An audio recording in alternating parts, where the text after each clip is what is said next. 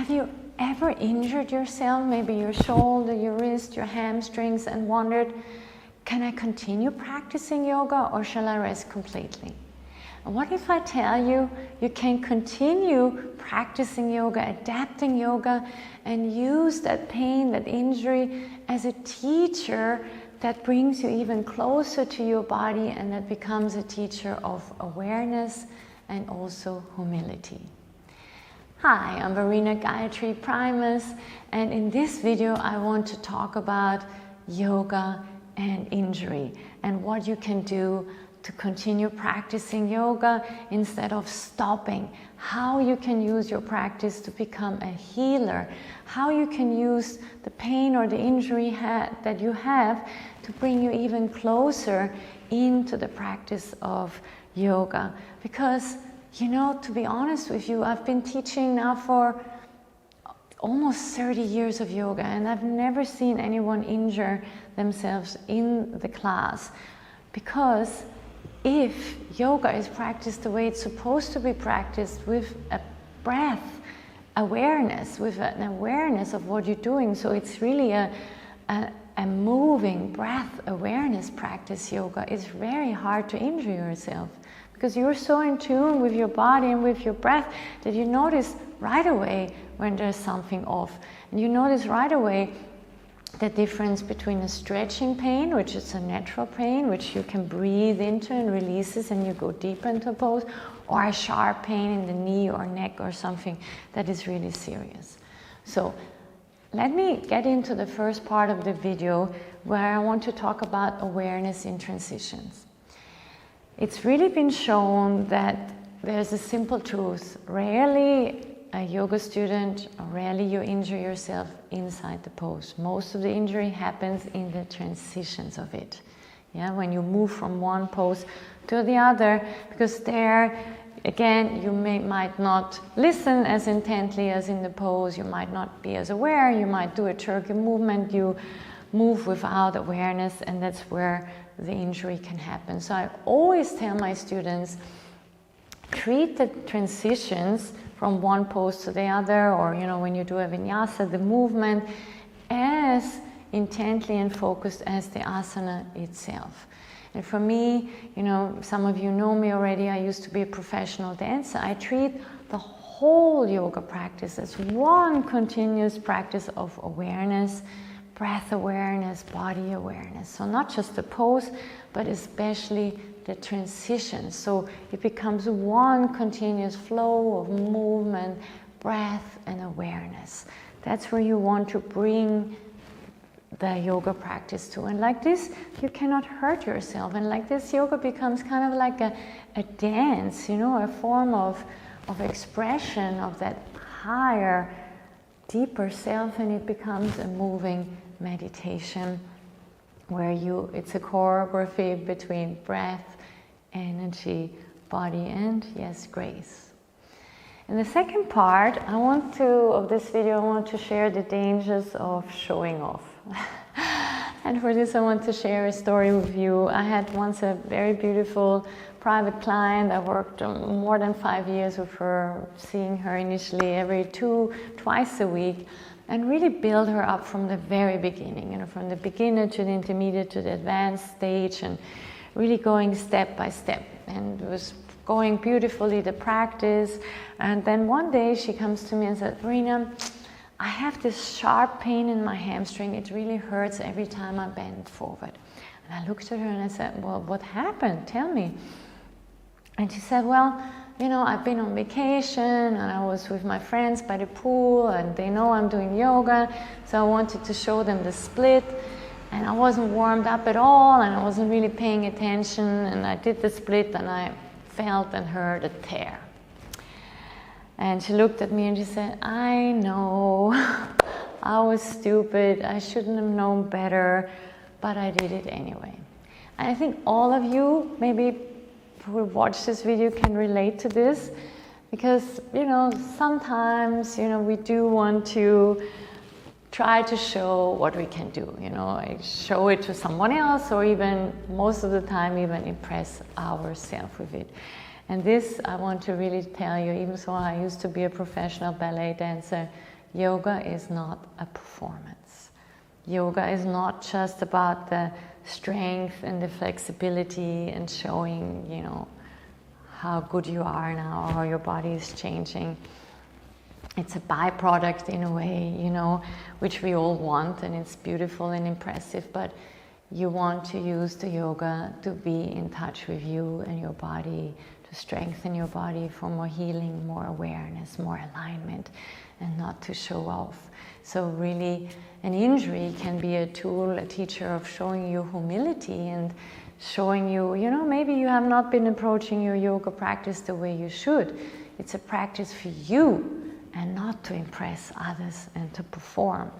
So please, especially in advanced poses like the headstand and shoulder stand, please pay attention. Always ever go in there with awareness. Otherwise, serious injuries can happen that, you know, that really are not the reason why you practice yoga. So practice sensibly, practice while being connected and not because you want to impress yourself or anyone else. It's a practice of awareness and connection to your own body.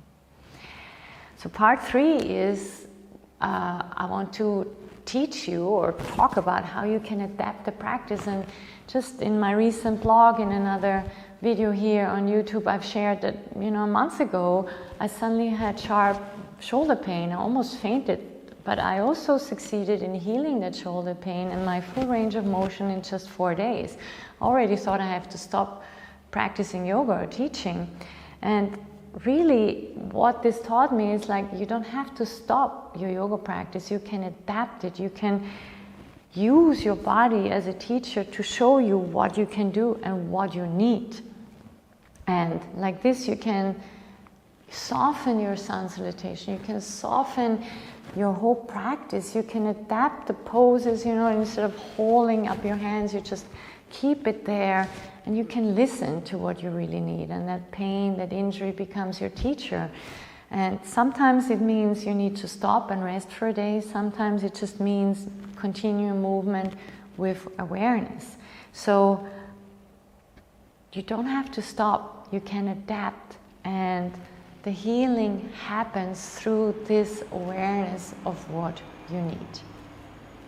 And here I want to share the 4th part with you, also a student wrist story, which I thought was quite amazing. Just the day I posted the 9 steps, what I did to heal my shoulder and how I adapted my yoga practice to my shoulder pain, I got a feedback form from an Ayurvedic yoga client from mine, and she said, you know, she shared with me, Verena, my wrist is hurting, but I don't want to stop practicing yoga. What can I do?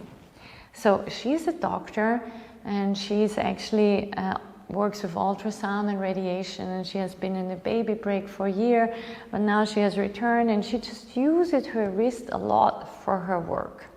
Yeah, and at the same time, she's a typical Pitta type, you know, she's very determined and passionate, and also body-wise, Pitta types are very flexible people, but they don't have a lot of strength and support in their body, especially not in their wrists. So we have been working in her private yoga session that are part of the Ayurveda yoga coaching program to build up strength and to support her wrists. And so I added 3 push-ups in the beginning of every sun salutation, and she is a really dedicated type A kind of a student, you know, which I love about her. She said, yeah, I want to build strength, I do more push-ups. But this combination of these long work hours with this new movement she was doing with her stick and the overstrain of the push-ups really hurt her wrist. So now in the last Zoom call I had, I said, you know, you don't have to stop at all. Just, you know, rest the wrist as much as you can and adapt your sun salutation. First of all the standing poses, all the poses on the floor, you don't need to put any pressure on your wrist. And with the sun salutation, I just said, you know, don't put too much weight on your wrist.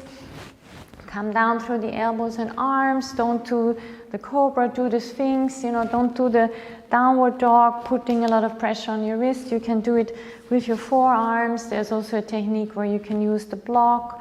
There are certain devices you can use not to have a sharp angle in your wrist. And just adapt. And I could see, her whole face was lighting up. I said, I already thought I have to stop practicing, but that sounds good.